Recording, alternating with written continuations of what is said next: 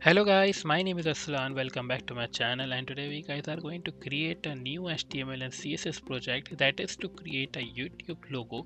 As you can see on the screen, there's an overview of the project we guys are going to create. So if you guys are excited and interested to create this project, let's move to our Visual Studio Code and create this project. And guys, just before starting with this project, please do subscribe to the channel, hit the like button, press the bell icon button and bookmark the playlist so that you can get the updates from the channel.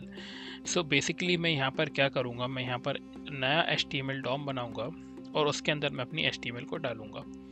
तो यहाँ पर मैंने नया HTML बना लिया है। मैं यहाँ पर डॉक्यूमेंट की जगह लिखूँगा YouTube लोगो। ठीक है, YouTube लोगो के बाद मैं यहाँ पर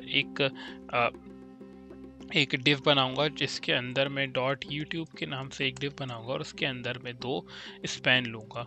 और स्पैन लेने का मेरा रीज़न यही होता है कि मैं स्पैन इसलिए लेता हूँ क्योंकि वो इनलाइन लेवल एलिमेंट होते हैंगे। तो इनलाइन लेवल एलिमेंट होते हैं, इसलिए मैं इसको स्पैन लेता हूँ। अगर आपको नहीं पता कि इनलाइन लेवल एलिमेंट नहीं क्या होते हैंगे, तो मैं आपको बताता हूँ कि इनलाइन लेवल एलिमेंट होते हैं जो इतनी स्पेस लेते हैं विच इज़ नेसेसरी। यानी कि अगर आप देखोगे पैराग्राफ लोगे तो आप पैराग्राफ जो होते हैं वो ब्लॉक लेवल एलिमेंट होते हैं, वो पूरी स्क्रीन के विड्थ लेंगे, फ्रॉम लेफ्ट टू राइट पूरी स्क्रीन के विड्थ लेंगे। लेकिन स्पैन उतनी ही स्पेस लेंगे जितनी उनको रिक्वायर्ड है, जितनी इतनी नेसेसरी है। यानी कि अगर एक एलिमेंट स्पेस ले रहा है, यानी कि यहाँ पर लिखा है पैरा, तो ये पैरा के बराबर ही स्पेस लेंगे। लेकिन पैराग्राफ अगर जो है वो हमारा कितनी स्पेस लेगा, वो यहाँ से लेके पूरा लेफ्ट से लेके राइट तक पूरी स्पेस ले लेगा, कवर कर लेगा स्क्रीन। तो वो उसे बोलते हैं हम difference between the block level element और space span. span is inline or block level element are paragraph, for example. ठीक है, there are more than more than one inline level element and block level element, so you need to understand the difference between these two. So यहाँ पर तो बात हो गई कि हमारे दोनों क्या होते हैं। अब यहाँ पर मैंने ये ले लिया है। अब यहाँ पर मैं लिंक डालूंगा style.css की, style.css, और साथ ही साथ मैं जाऊँगा गूगल फॉन्ट्स पे और गूगल फॉन्ट्स पे यहाँ पर मैं इसको लूँगा और यहाँ पर मेरे पास जो है गूगल फॉन्ट्स के लिए मुझे जाना होगा Google fonts, about Google fonts. तो यहाँ पर देखो हमारे पास एक गूगल फॉन्ट है जिसका नाम है ऑसवर्ल्ड। ये मैंने ऑलरेडी सिलेक्ट करके रखा है। तो आपको क्या करना है, यहाँ से इसकी लिंक जो है कॉपी करना है, और यहाँ पर उन्होंने मेंशन करा है कि इसको लगाने के लिए आपको क्या करना होगा। इसको लगाना होगा तो आपको लिंक कहाँ डालनी होगी, आपको just below the this title के जस्ट बिलो आपको ये लिंक लगानी होगी। ये लिंक लगाने से क्या होगा कि हम इसका जो फॉन्ट है ऑसवर्ल्ड के नाम से हम इसको यूज़ कर पाएंगे। ठीक है, तो ये हम यूज़ कर पाएंगे अपने CSS में, यानी कि हम अपने स्टाइल में इसको यूज़ कर पाएंगे, अपने प्रोजेक्ट में इसको यूज़ कर पाएंगे। ठीक है, तो ये चीज़ आपके समझ में आ गई। ठीक है अभी मेरा क्या फोकस है, यहाँ पर मैंने ये कर दिया। इसका नेक्स्ट स्टेप मेरा ये है कि मैं अब जाऊँगा अपने CSS के ऊपर और इस सबको हटा दूँगा, ये सबको हटा दूँगा और इसको लिए मैं कमेंट आउट कर देता हूँ। ठीक है, अब मेरा क्या रहेगा, मैं सबसे पहले इसके अंदर P0 लिखूँगा, M0 लिखूँगा और बॉक्स साइजिंग बॉर्डर बॉक्स। और जैसे मैं ये करूँगा तो यहाँ पर देखो कि इसको मैं कट कर देता हूँ यहाँ से, और यहाँ पर हमारा ये चीज़ चली गई। अब यहाँ पर मैंने HTML जो है ऊपर से हटाई नहीं थी, तो उसका वो ऊपर बना हुआ आ रहा है टैग, तो मैं इसको हटा देता हूँ और इसको सेव करके चलते हैं हम।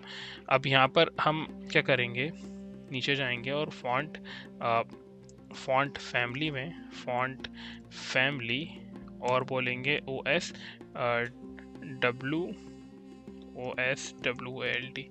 तो ये जैसी करूँगा वो मेरा जो है वो बना के हमारा गूगल फॉन्ट जो है वो चेंज करके दे देगा। ठीक है, अभी यहाँ पर मैंने लिखा नहीं है तो मैं यहाँ पर लिख लेता हूँ U, यहाँ लिखूँगा और ट्यूब अलग लिखूँगा, ट्यूब जैसे लिखूँगा तो ये चीज़ हमारी डिस्प्ले यहाँ पर हो जाएगी। देखो कि अलग ही हमारा जो ये लिखा हुआ आ रहेगा। अब मैं चलता हूँ वहाँ पर अपनी स्क्रीन के ऊपर और यहाँ पर हम बनाएंगे अपना बॉडी के अंदर बोलूँगा मैं display flags align item centre और जस्टिफाई कंटेंट भी सेंटर, मिन हाइट 100 ph विथ 100 VW, और BGC जो है वो कर दो ब्लैक 000। तो ये ब्लैक हमारा सेट हो जाएगा as a background. I hope कि इतना तो आप फॉलो कर ही पाए होगे। तो अगर यहाँ पर मैं बनाऊँ .YouTube के नाम से एक डिस्को का टारगेट करूँ, .YouTube जो है उसकी हाइट दूँ मैं 300 पिक्सल्स, विड्थ दूँ 600 पिक्सल्स, और इसके अंदर बॉर्डर रेडियस 20 पिक्सल्स, और BGC जो है वो कर दूँ वाइट 00 ही वाइट होता है, सॉरी FFF वाइट होता है, और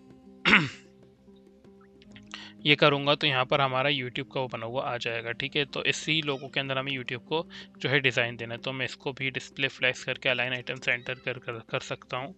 और ठीक है, तो मैं इसको सेंटर कर दिया यहाँ से, और ये हमारा सेंटर में YouTube लिखा हुआ आ गया है। सो इतना तो हमें समझ में आ ही गया है, लेकिन अभी हमने यहाँ पर align item centre, justify content centre का मतलब क्या होता है हम समझेंगे। तो अलाइन आइटम सेंटर यानी कि ऊपर से नीचे जो है इसको सेंटर कर दो। जैसे मैं इसको कमेंट आउट करूँगा तो ये ऊपर जाके चिपक जाएगा। मैं दिखा देता हूँ आपको। ठीक है, वैसे ही मैं अगर जस्टिफाई कंटेंट को सेंटर करता हूँ और हटाता हूँ वहाँ से, तो देखो आपके ये जो है लेफ्ट साइड पे जाके चिपक जाएगा, यानी कि ये हॉरिजॉन्टली सेंटर कर रहा है। मिन हाइट देने का मतलब ये है कि इसकी हाइट जो है पूरी स्क्रीन की हाइट ले लो, तो ये नहीं लूँगा तो ये क्या करेगा, ऊपर जाके चिपक जाएगा, यानी कि इसकी हाइट है ही नहीं है अभी। जैसे ही मैं इसका हाइट 100 VH दूंगा तो ये हाइट अकॉर्डिंगली ये सेट करके हमें डिस्प्ले फ्लैक्स में हमें जो है सेंटर जो है वो करके दे देगा वर्टिकली। ठीक है, बढ़िया। नाउ अब हमारे पास स्पैन तो हैगा, स्पैन जो है उसको हम करेंगे स्पैन और nth चाइल्ड 1, फर्स्ट वाला जो हमारा स्पैन है उसके अंदर हमें सेटिंग करनी है। सबसे पहले मैं फॉन्ट साइज जो है उसको सेट करूँगा, या फिर मैं एक काम करता हूँ स्पैन को ही टारगेट करता हूँ, और फॉन्ट साइज जो है मैं बोलता हूँ 8 EM, और फॉन्ट वेट जो है बोल्ड कर दो, और मार्जिन जो है मार्जिन वो कर दो 0 और 8 पिक्सल्स। ठीक है, इतना करने के बाद मैं आपको दिखाता हूँ कि कैसा दिख रहा है हमारा। देखो ये ऐसा दिख रहा है, 8 पिक्सल्स का हमारा जो है मार्जिन ले लिया लेफ्ट राइट से इसने, तो इसलिए हमारा ऐसा दिख रहा है। ठीक है, अब इसके अंदर हमें थोड़ी सी पैडिंग भी देंगे। तो पैडिंग देने के लिए मैं पैडिंग 0 पिक्सल एंड 10 पिक्सल्स। ठीक है, अब ये हमारा यहाँ पर सेट हो गया है। अब मैं जाऊँगा नीचे और स्पैन nth चाइल्ड 2 को सिलेक्ट करूँगा, nth चाइल्ड 2। ठीक है, nth चाइल्ड 2 करने का मतलब है कि हमारा जो ट्यूब वाला जो है यहाँ पर ट्यूब लिखा है ये हमारा 2 है, ये हमारा U जो लिखा है वो 1 है। तो सेकंड वाले को हम टारगेट करेंगे, और इसके अंदर बैकग्राउंड कलर जो है वो हम दे देंगे रेड दूंगा, और ये हमारा कुछ ऐसा दिखेगा। बॉर्डर रेडियस 10 पिक्सल्स, और कलर जो है वो वाइट रहेगा। इतना तो हमें समझ में आ ही गया होगा वैसे।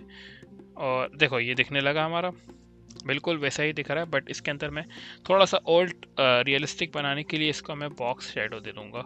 Box shadow 10 pixels, red 20 pixels. Red नहीं दूंगा, इनफैक्ट मैं इसको थोड़ा सा डार्क कलर दूंगा यहाँ पर, लाइक ये, और इसको भी 20 पिक्सल्स RGB, और वो भी यही रहेगा। और इसके अंदर भी 40 पिक्सल्स RGB, और सेम चीज़ रहेगी। अब यहाँ पर दिखाता हूँ आपको कि कैसा डिस्प्ले हो रहा है। ये सी चीज़ हमारी बाहर की तरफ इसने शेडो दे दी। अब यहाँ पर मैं मल्टी कर्सर लूँगा, यहाँ से यहाँ पर और यहाँ पर, और इसको स्पेस दबाऊँगा, और फिर से लेना पड़ेगा।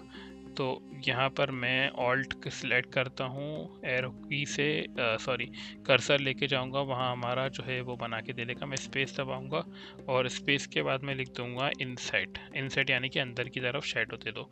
जैसे मैं ये करूँगा और सेव करूँगा गाइस, तो आप देखोगे क्या हमें दिखेगा।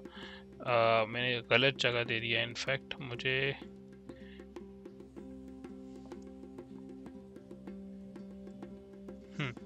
डिलीट करूँगा यहाँ से।